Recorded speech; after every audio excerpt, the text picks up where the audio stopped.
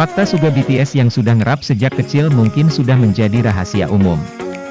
Maka tak heran jika dia menempati posisi rapper utama di BTS. Melihat kesuksesan sekarang, kalian tentu penasaran dengan fakta Suga BTS di masa lalu. 1. Suga BTS pernah jadi underground rapper. Ketertarikan Suga BTS pada rap dimulai sejak usia 13 tahun. Hal itu dipicu oleh raga Move In oleh Tony Skunk. Tak hanya sampai di situ, dia pun akhirnya memutuskan untuk menjadi rapper setelah mendengar Fly Epic High.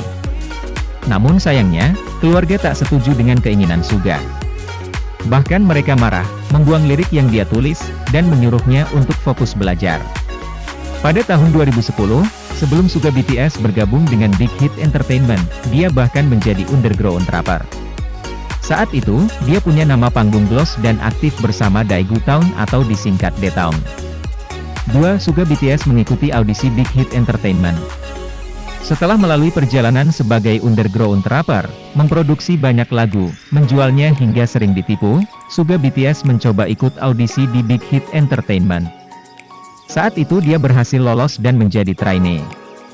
Selama trainee, Bang Si-hyuk sebagai CEO Big Hit menawari Suga untuk membuat boy group.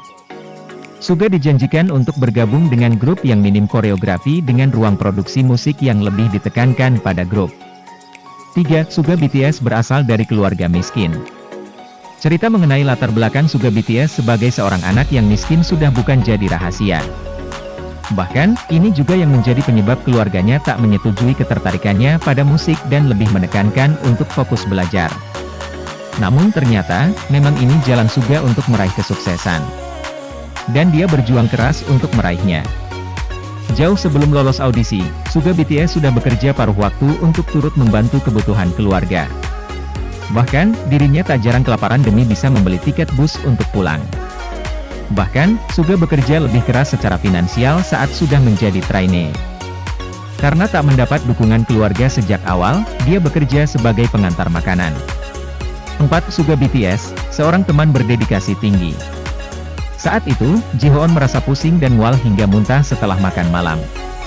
Suga mengetahui hal tersebut saat keadaan Jihoon makin memburuk pada tengah malam. Saat itu, Suga langsung mengantarnya ke rumah sakit naik taksi. Suga menemaninya opname di rumah sakit semalam suntuk, bahkan membayar biaya rumah sakit untuknya. Padahal, Suga sendiri jelas-jelas punya kesulitan finansial saat itu. Wajar jika Jihoon pun tak bisa melupakan kebaikan Suga.